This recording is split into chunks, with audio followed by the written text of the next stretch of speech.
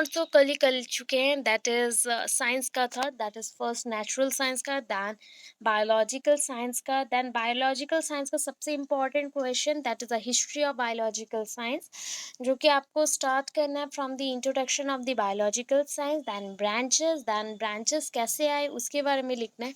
उसके बाद नेक्स्टली था ये जो बायोलॉजिकल साइंस का जो हिस्ट्री है उस पार्ट को, that is the history of the living world. यहाँ से स्टार्ट हुआ था, एंड हुआ था आपका इस पॉइंट पे, दैट इज इस पॉइंट पे, वेट, इस पॉइंट पे, दैट इज ये था आपका बायोलॉजिकल साइंस को लेके जो रिसर्च वर्क किया गया या बायोफिजिक्स के साथ लिंक्ड किया गया।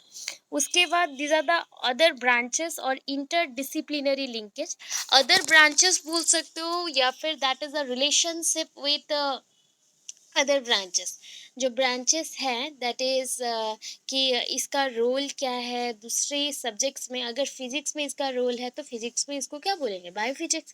केमिस्ट्री के साथ जो रिएक्शंस हो रहे हैं वो लिविंग बॉडी के विद इन हो रहा था, बायोकेमिस्ट्री। ऐसे करके इसके रिलेशंस को मेंशन किया गया है। तो उसके बाद भी और एक क्वेश्चन आता है, दैट इज अ को relation between the different subject. तो वहाँ पे आप पढ़े होंगे, दैट इज मैंने पहले भी फिजिक्स का पढ़ाया था, वही सेम है, that is relationship with the biology and physics, relationship of biology with mathematics, relationship of biology with chemistry, relationship with biology with fine art, relationship with biology with astrology। तो ये सारे जो points हैं that is कहाँ कहाँ living organism देखने को मिलता है, उसके एक्टिविटीज देखने को मिलते हैं, उसके रिएक्शन, उसी के बेस पे ये रिलेशनशिप क्रिएट हुआ है। फिजिक्स के बिना हम लोग बायोलॉजी को अगर पढ़े तो वो हाफ होता है। Physics and biology, that means physical matters and the biological life, ये इंटरडिपेंडेंट है, दैट मीन्स एक दूसरे के ऊपर डिपेंडेंट है। ये पॉइंट्स आप लोगों ने पढ़ा था, जाना। इसके बाद हम लोग नेक्स्ट पॉइंट पे जाने वाले हैं, दैट इज हाँ, ये जो पॉइंट है देख रहे हो ना, मैंने कट किया है, that is a history of biological science and the contribution of Indian biologist. Aryabhatta, Newton, सबके बारे में मेंशन किया गया। उतना एक एक पर्सन का हम लोग डिटेल्स नहीं लिख सकते, ये क्वेश्चन इतना ज़्यादा आता नहीं है। आने से हिस्ट्री आता है बट ये क्वेश्चन नहीं आता है, सो आपको टेंशन नहीं लेना है।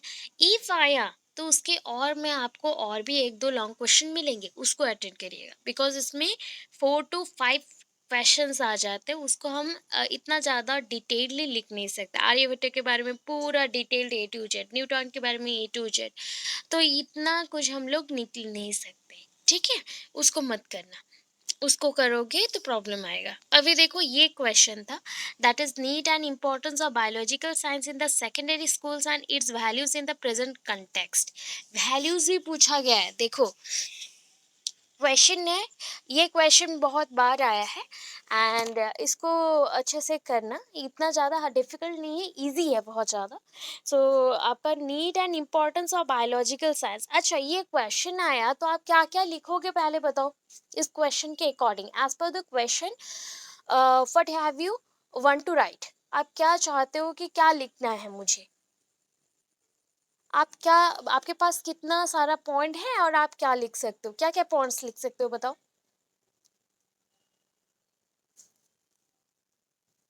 एनीवन फटाफट, ये क्वेश्चन है, ठीक है।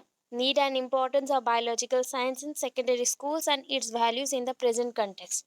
तो ऐसा आया तो आप क्या लिखेंगे इसके अंदर पे।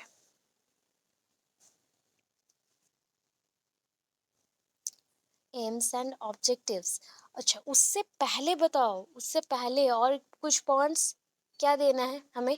फर्स्ट क्या स्टार्ट करेंगे, क्वेश्चन ऐसा है तो फर्स्ट क्या स्टार्ट करेंगे, स्टार्टिंग कहाँ से होगा। That is a introduction, always बोलती हूँ कोई भी क्वेश्चन आए इंट्रोडक्शन मस्ट लिखना है आपको।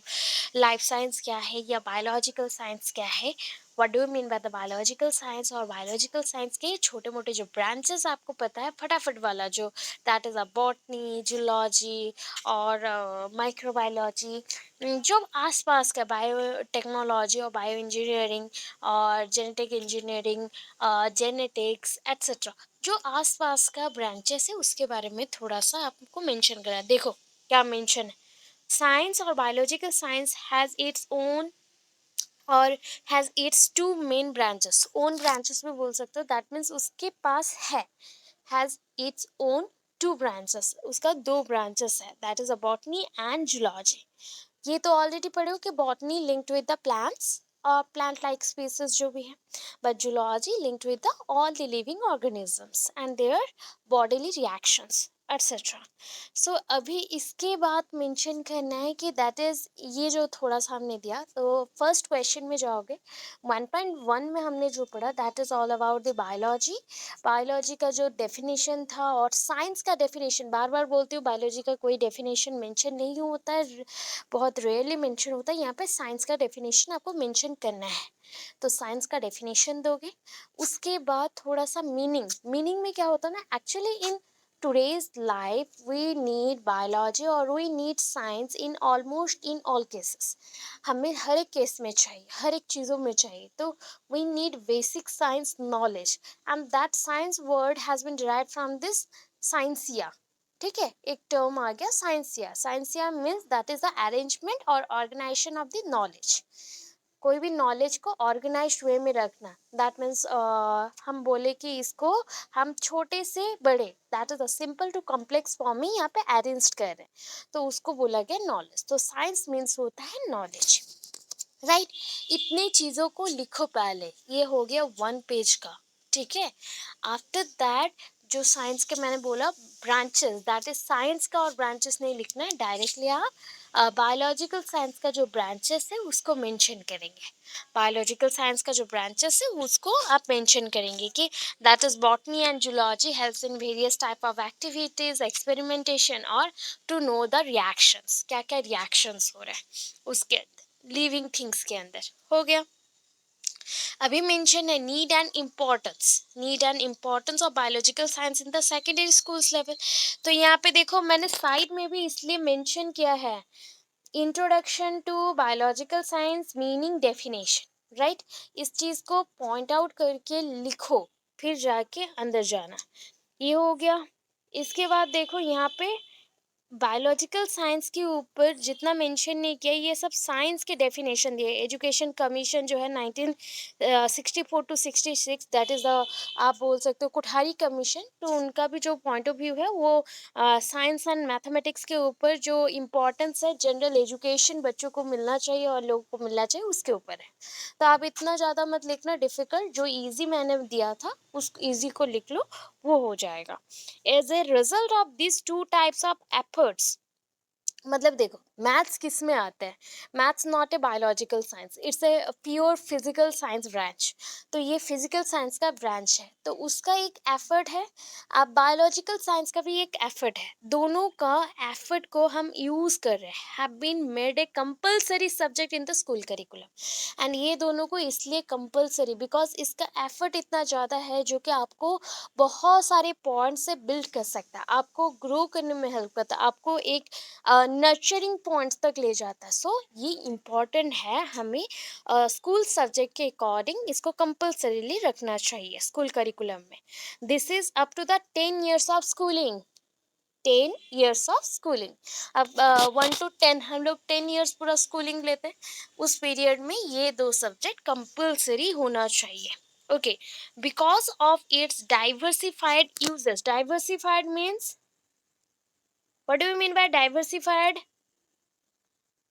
बताओ, जानते हो, सब जानते हो डाइवर्सिफिकेशन और डाइवर्सिफाइड, बोलो।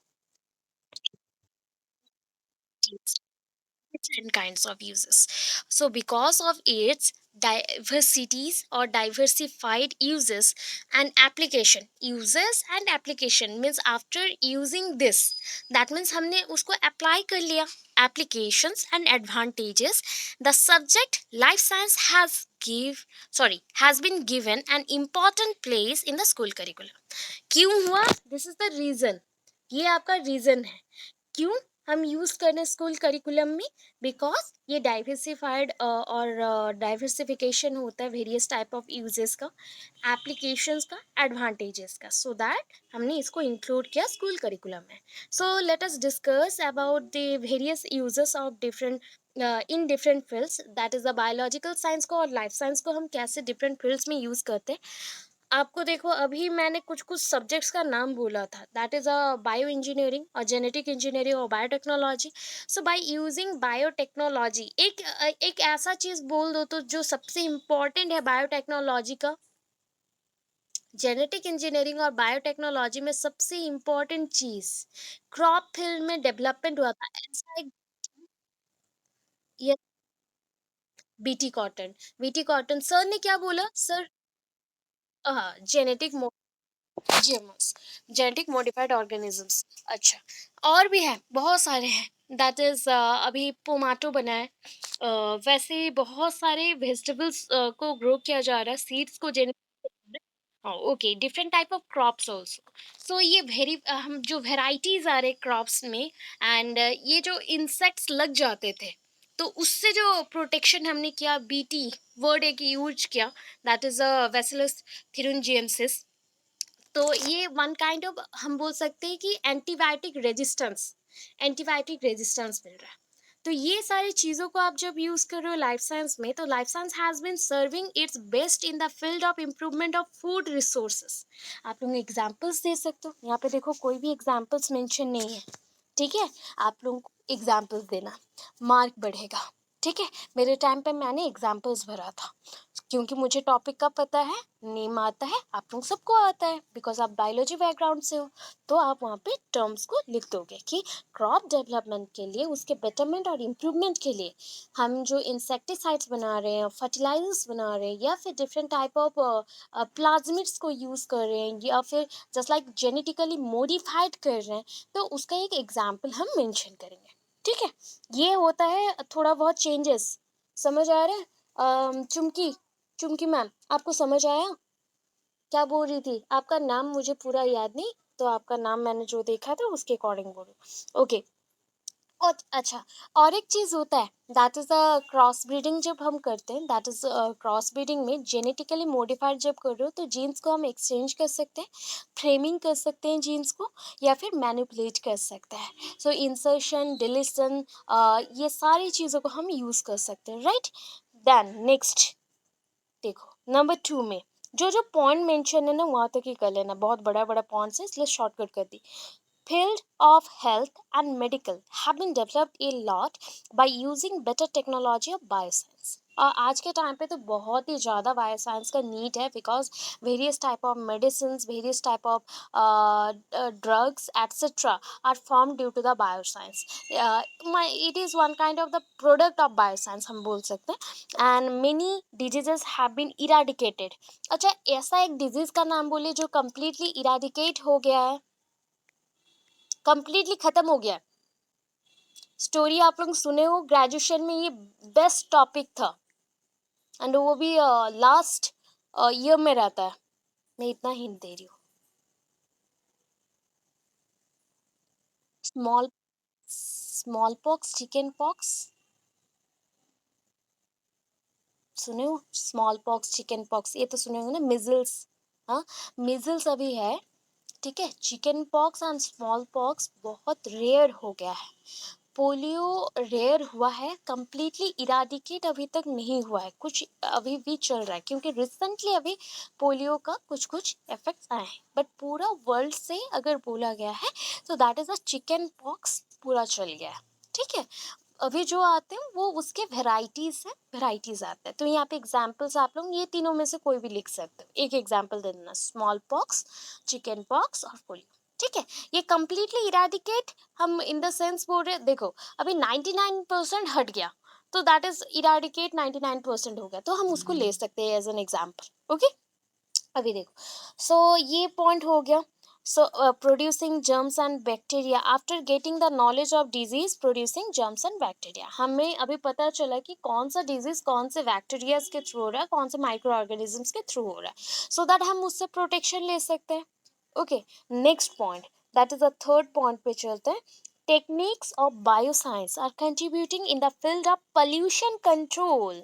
दैट इज पोल्यूशन कंट्रोल में बहुत सारे टर्म्स आते हैं, मैं हिंट दे देती हूँ, इकोसिस्टम का, इकोसिस्टम का हिंट दे दिया हमने।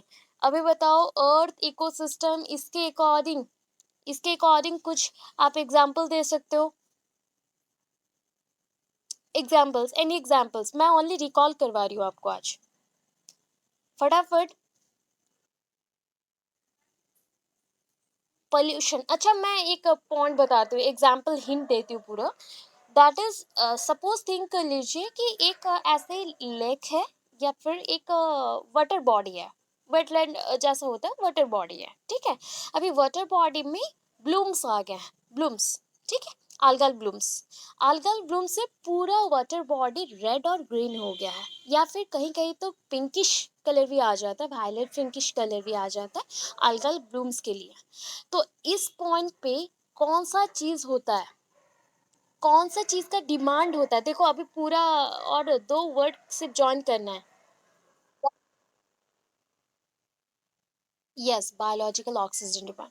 तो ये सारा हिंट दोगे, पॉल्यूशंस में आपको डिफरेंट टाइप ऑफ पॉल्यूशंस के बारे में पता है, that is a water pollution, radiation pollutions, sound pollutions, और soil pollution, air pollution and everything. जब होता है ना airborne disease, waterborne disease, तो उसी के साथ लिंक्ड अप है, ठीक है।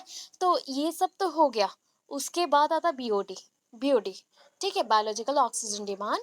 एंड उसके साथ और भी पॉइंट्स आते हैं, और भी पॉइंट्स हैं, दैट इज स्मॉग, ठीक है, स्मॉग क्या है, वो पॉइंट था आप लोगों का। एंड उसके बाद ozone layer depletion, green house जो इफेक्ट है, या ग्लोबल वार्मिंग, ये सारे पॉइंट्स को एज एन एग्जाम्पल आप यहाँ पे मेंशन करेंगे। एक एग्जाम्पल दे सकते हो, मल्टीपल एग्जाम्पल्स भी दे सकते हो, बिकॉज आप लोग बायोलॉजिकल स्टूडेंट्स हैं, तो जितना एग्जाम्पल्स बढ़ेंगे रिलेटेड टू टॉपिक्स, देन आपका अच्छा होगा, मतलब बहुत ज़्यादा अच्छा मार्क्स आएगा। अब चलते हैं next. Through genetic engineering, novel techniques in animal breeding are being introduced to improve health of animals, safe and effective vaccines for infectious disease have been introduced। अभी यहाँ पे मुझे बताओ कि जेनेटिक इंजीनियरिंग में सबसे इम्पोर्टेंट जो एक्सपेरिमेंट स्टार्ट हुआ था, दैट इज द, हम क्या कर रहे थे, एनिमल्स को जेनेटिकली मॉडिफाइड कर रहे थे, तो स्पेशली कौन से एनिमल के ऊपर ये रिएक्शन किया गया था और ये एक्टिविटी किया गया था। हम्म, हाइब्रिडोमा टेक्नोलॉजी है, हाइब्रिडोमा टेक्नोलॉजी है, वो करेंगे। उसका उतना नहीं है हाइब्रिड फॉर्मेशन, वो तो छोटा मोटा है, बोलो ऐसा एक नाम है, अच्छा सा डी से नाम है, इतना हिंट दे रही हूँ, चलो फटाफट बोलो। हाँ, डॉली सीप। तो सीप के ऊपर जेनेटिकली मॉडिफाइड ऑर्गेनिजम्स जो हैं बहुत सारे हैं, वो रैट, कैट, सीप, फीसस सबके ऊपर हुआ है। बट स्पेशली जो दो डिफरेंट जीन्स को हमने मिक्स किया एंड एक प्रोड्यूस किया, एंड वो कुछ टाइम तक सरवाइव भी किया, तो वो डॉली सिप थी। उसके बाद जेनेटिक इंजीनियरिंग में उसका नाम बहुत ज़्यादा है, जिसका नाम बहुत ज़्यादा है या फिर वो एक्सपेरिमेंटली बहुत ही फेमस है, वो चीज़ को आप दोगे ना तो अट्रैक्टिव लगता है, ठीक है। तो उस पॉइंट को दे सकते हो। और एक पॉइंट है, पता है, जीन क्लोनिंग सुने हो, सब बायोलॉजिकल स्टूडेंट्स है तो सबने सुना होगा जीन क्लोनिंग, जीन क्लोनिंग सुने।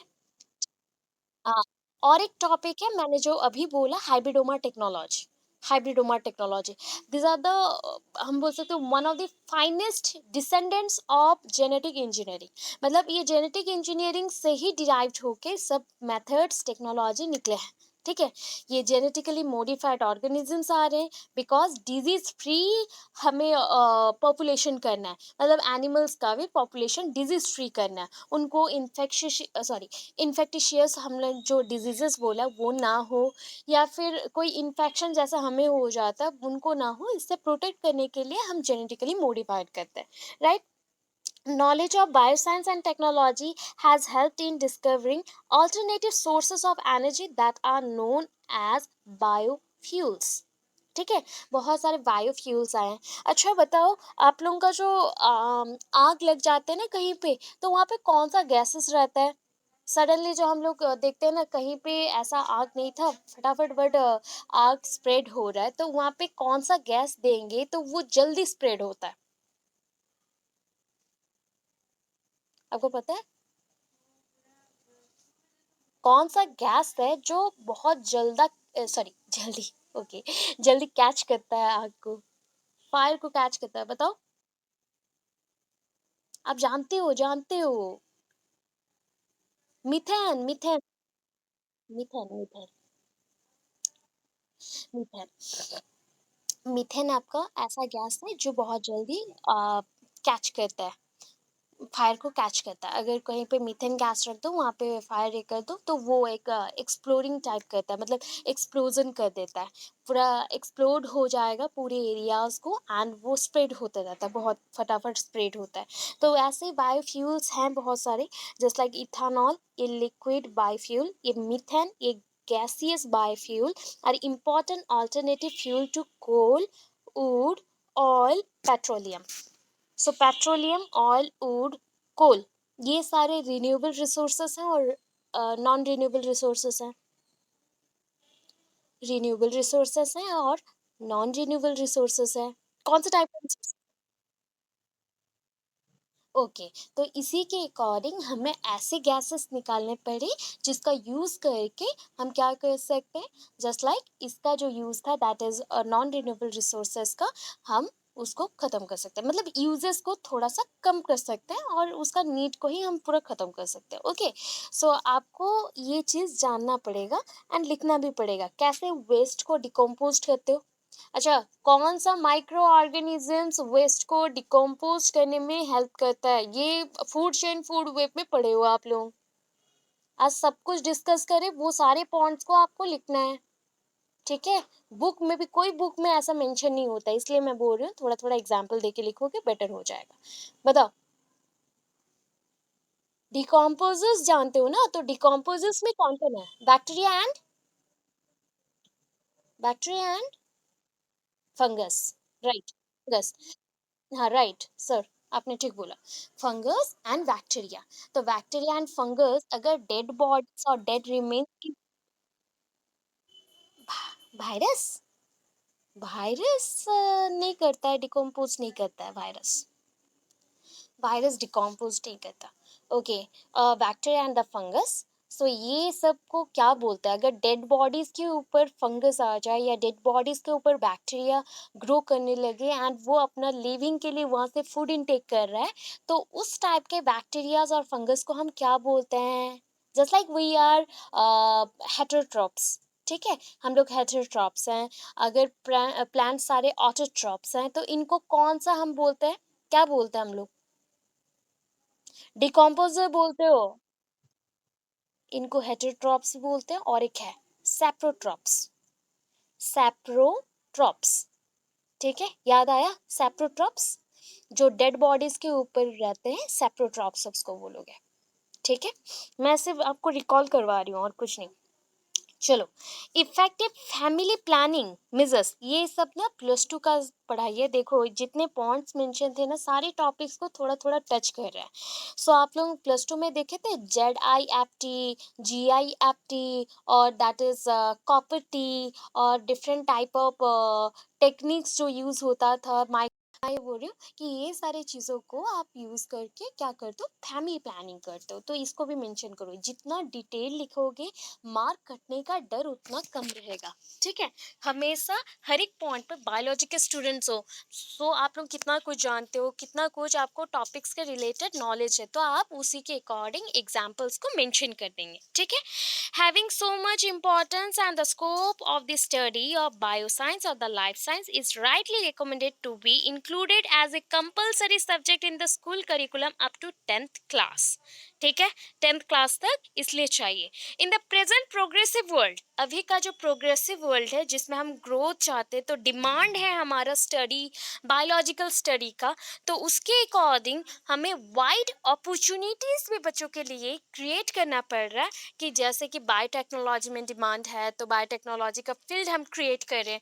अगर हमारे पास माइक्रोबायोलॉजी का डिमांड होगा, तो माइक्रोबायोलॉजी का भी फील्ड ओपन होगा। डिफरेंट यूनिवर्सिटीज़ में ये सारे ऑप्शंस होता है, ठीक है।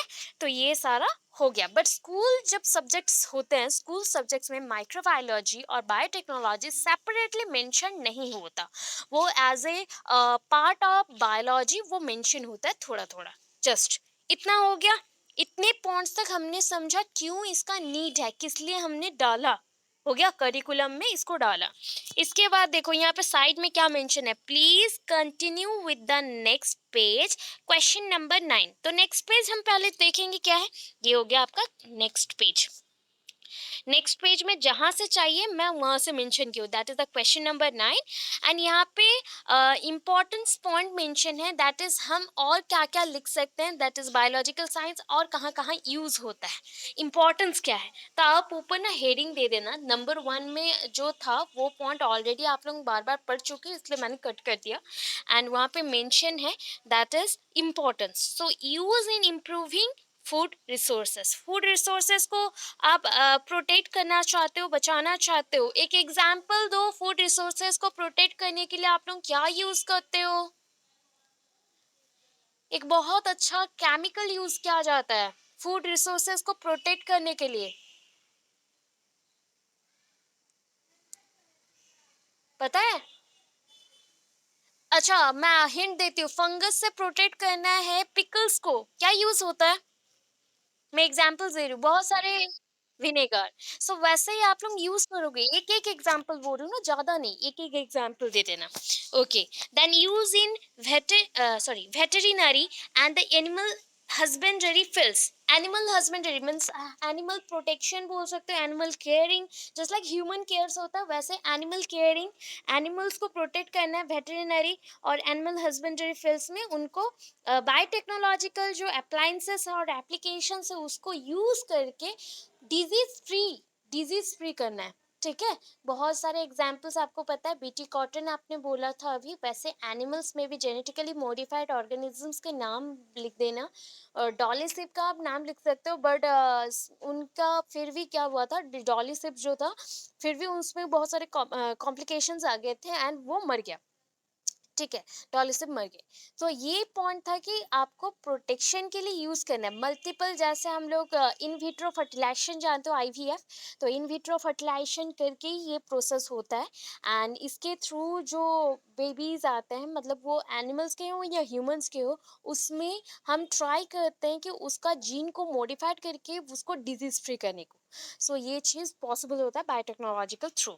यूज इन इंडस्ट्रीज, इंडस्ट्रीज में कितने सारे यूज करते हो, डिफरेंट टाइप ऑफ फार्मासिटिकल और केमिकल फूड इंडस्ट्रीज में इसको यूज किया जाता है। जस्ट लाइक एक है आपका अगर अगर को बहुत ज्यादा यूज किया जाता है, अगर अगर बोलते हो ना, उसको बहुत ज्यादा यूज किया जाता है एवरी फील्ड में, just like in production cases में इंडस्ट्रीज में बहुत ज्यादा यूज किया जाता है। Use in pollution control. अच्छा, एक फीस है, आप अगर फीस का नाम जानते हो, गैम्बूसा एक फीस है, ठीक है। गैम्बूसा एक छोटे साइज का फीस है एंड उसको यूज किया जाता है as a mosquito repellent. Because mosquito repellent क्या होता है, जस्ट लाइक कॉयल है, कॉयल को जला दो तो वो मॉस्किटोज को मार देता है, बट वो खा लेता है, ठीक है।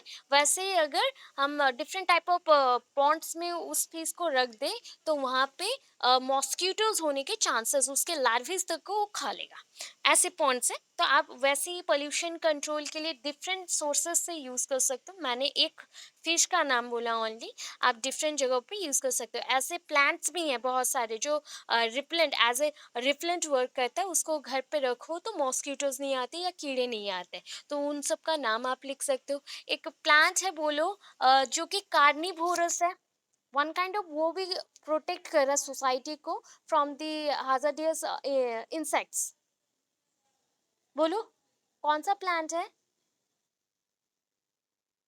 Pitcher plant. और इसको वेनस फ्लाई ट्रैप भी बोलते हैं, वेनस फ्लाई ट्रैप। तो ये सारे हैं जो उस पे इंसेक्ट चले तो वो पकड़ लेता है एंड खा लेता है, वैसा टाइप का। Use in checking population explosion. अच्छा, आप लोग पॉपुलेशन जेनेटिक्स भी पढ़े होंगे एंड पॉपुलेशन इकोलॉजी भी पढ़े होंगे, तो दोनों में नैटालिटी मोटालिटी जो एस कर्व और जे कर्व, ये सारे सिग्मोइड कर्व आप लोग जो बोलते हो वो सारे आपने पढ़ा होगा, log phase, lag phase, exponential phase, उसके अकॉर्डिंग मैथमेटिकल फॉर्मूला यूज किया होगा। तो इसके थ्रू हम क्या कंट्रोल करते हैं, that is the birth control, population control. अगर हम वर्ल्ड को या सोसाइटी को डिजीज फ्री कर रहे हैं, दैट मीन्स हम डिजीज फ्री क्यों कर रहे हैं, तो पॉपुलेशन में बहुत ज़्यादा लोग हैं तो वो मरना नहीं चाहिए, तो वो मरने से हमें बहुत सारा मुश्किल होगा या फिर हम प्रोटेक्ट नहीं कर पाएंगे, तो ये कैसे।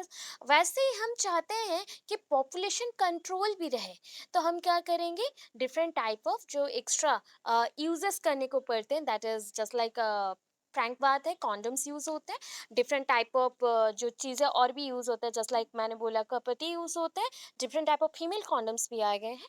एंड हाँ, जो जो यूज मेडिसिन, हाँ पिल्स पिल्स भी है, सो पिल्स भी यूज करते हैं, बहुत सारी चीजें हैं। ठीक है, तो ये हम लोग यूज करोगे तो पॉपुलेशन कंट्रोल हो जाएगा, ये नॉर्मल चीजें हैं। ये ह्यूमन के केसेस में, ह्यूमन सोसाइटी में इंक्लूडेड है पॉपुलेशन करने मतलब कंट्रोल करने के लिए।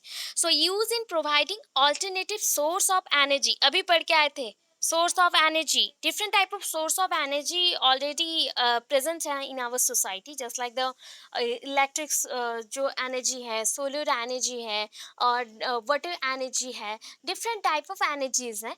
बट हम सबसे ज़्यादा इस सब में किसको यूज़ करते हैं? वाटर, कोल, वुड, पेट्रोलियम, इसको यूज करते हैं, तो उसके जगह पे हम मीथेन, इथानॉल, ये दोनों को यूज करेंगे। हो गया, ये इसलिए रीजन इसका पता चल गया। अभी इसका जो वैल्यूज था, आपने वैल्यूज पढ़ा था, उसको लिख दोगे। It provides many values to human life, utilitarian values, that means इसको हम मॉडर्न एज में, आज के टाइम पे साइंस का जो यूजेस है वो बहुत ही वास्ट हो गया है। We see a network of scientific gadgets based on latest scientific intentions, sorry inventions, sorry inventions all around us. तो हमारे सराउंडिंग में आप देख लो कितनी सारी चीज़ें हैं, just like the cooler, AC, fridge, refrigerator, televisions, bicycle etcetera. तो ये सारे जो है, ये साइंस का ही है। देखो यहाँ पे कहीं पे भी बायोलॉजिकल साइंस का नीड नहीं लिखा गया, यहाँ पे लिखा गया कि यूटिलारियन वैल्यू में हम यहाँ पे साइंस के रिलेटेड जो इन्वेंशन है उसको यूज करेंगे। दैट मीन जितने भी चीजें प्रोड्यूस होते हैं वो लिविंग फॉर्म में थोड़ी होते हैं, ओनली वेजिटेबल्स को छोड़ के बाकी सब नॉन लिविंग होते हैं। वेजिटेबल्स को भी जब आप खाते हो, उसको आप काटते हो, तो वो तो नॉन लिविंग हो गया, वो तो डेड हो गया ना, उसमें थोड़ी ना और जान है। सो उसको हम फिर बॉईल करते हैं, सो 100 डिग्री सेल्सियस में वो बॉईल होने के बाद उसके अंदर कुछ नहीं रहता, हम उस चीज को ओनली खाते हैं उसके मिनरल्स को लेने के लिए, वाइटामिन को लेने के लिए, राइट। सो ये सारे जितने भी सराउंडिंग में गैजेट्स हैं, टेक्नोलॉजीज हैं, उसको हम यूज कर रहे हैं।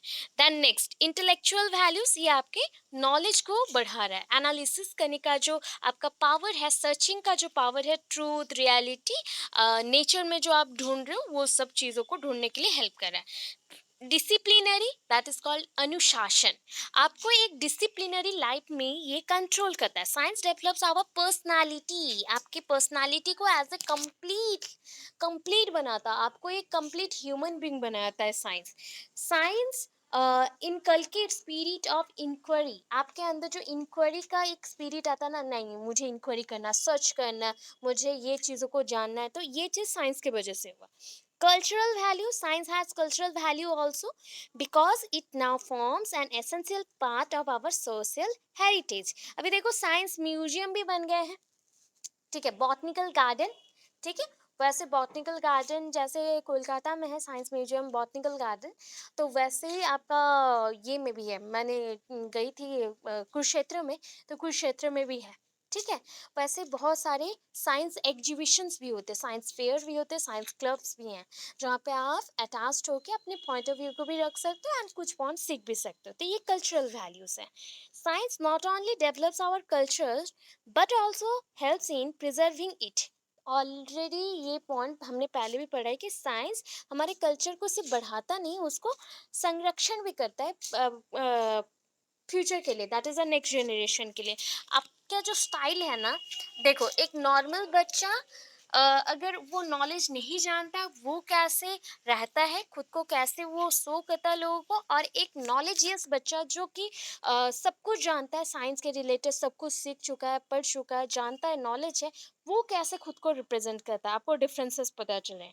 Moral values, how to behave, ये भी सिखाता है science, good thing, bad thing. देखो science is responsible for lack of faith in God, but the fact is that the situation is reverse.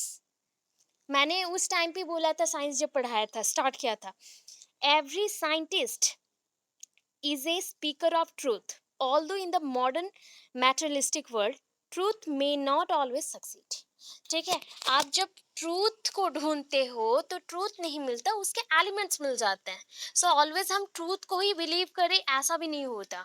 God है, मे बी गॉड को हमने super natural power बोला है, बट गॉड को हमने माना नहीं है, ऐसा भी हो सकता है। बिकॉज हम ट्रूथ की तरफ ढूंढते हैं, ट्रूथ को ही सक्सेस मानते हैं, उसी की तरफ प्रोग्रेस हो रहा है, तो उसके अकॉर्डिंग मोरल वैल्यूज भी वैसे ही हो जाता है।